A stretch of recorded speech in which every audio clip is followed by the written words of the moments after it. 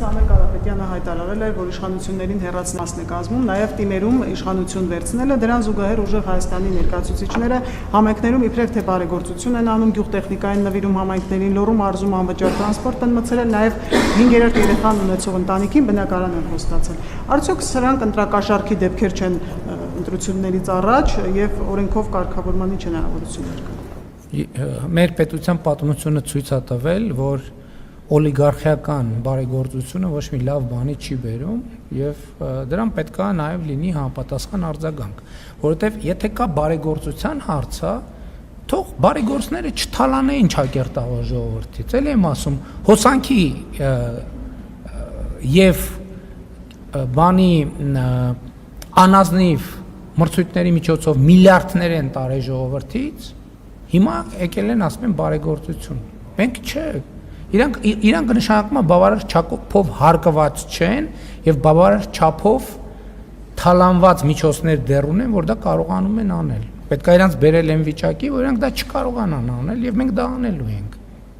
Ընդ որում թալանվածի տրամաբանությունը եւ թալանի տրամաբանությունը շատ հստակ երևում է։ Էլի եմ ասում են բանակին էս են կարել։ Զորամասերի վրա ավել հոսանքի փող են գրել, հիմա ասում են բանակի համար էս են կարել։ Բանակից հոսանք չգողանայիք բանակի հոսանքը։ Ասում են երեխեքին բան ենք անում, պայուսակ ենք անցած տարի էր, չէ՞, սեպտեմբեր։ Դպրոցների վրա ավել հոսանքի փող են գրում, ասում են այդ ավել հոսանքի փողից իրանց գեներացիա շահույթի 5%-ից բանի դուրս գրած պայուսակներ են առնում, ասում են երեխեքին բարեգործություն են անում։ Այսինքն դա էլ չեմ ասում բանը, ես ցնցված եմ։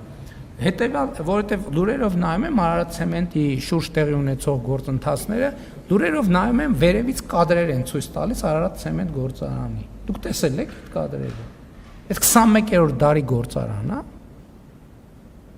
Դա ավար է ընդամենը, թալանի օբյեկտ է։ Դուք տեսել եք այդ կադրերը։ Միլիարդներ են աշխատել, միլիարդներ են տարել։ Ես եմ 2 տարի առաջ, որովհետև ես բանից, դրոնից կադրերը չունեի, այդ գործարանի մոտով անցել եմ, պարոն Ծառուկյանի մի առիթով ասել եմ, ամոթ է, գոնե այդ բանը, այդ մուտքը այդ վիճակում է։ Ոնց որ գոմը լինի։ Միլիարդների շրջանառությունը գոնե կարակ այդ մուտքի հատվածը բան անեք 2 կոպեկ փող դնեք մենք շկարքի բերեք մուտքի հատվածը գնացեք նայեք վերևից կերև այդ գործարանի սեփականատերն է այդ օգտագործողը թե սեփականատեր չի հիմա փառք Աստծո անցել է պետության կառավարմանը եւ ես համոզված եմ որ ինչպես հեծի դեպքում դեռ շատ նորություններ կիմանանք բանից ինչքան հետցում բացահայտումները շատանում են այնքան կալուգացի օլիգարխի ցանկությունը նոր բարեգործություններ անելու ավելի մեծանում է հասկանալիորեն ցույց տալու համար որ այդ թալանածը մենակ իր համար չի կիսվում է ինքը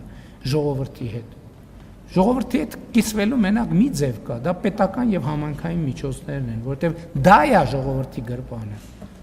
ուրիշ մնացած տեղերում ուրեմն դա թակարդ է ժողովրդի համար ինչպես տեսել ենք նախորդող շրջանում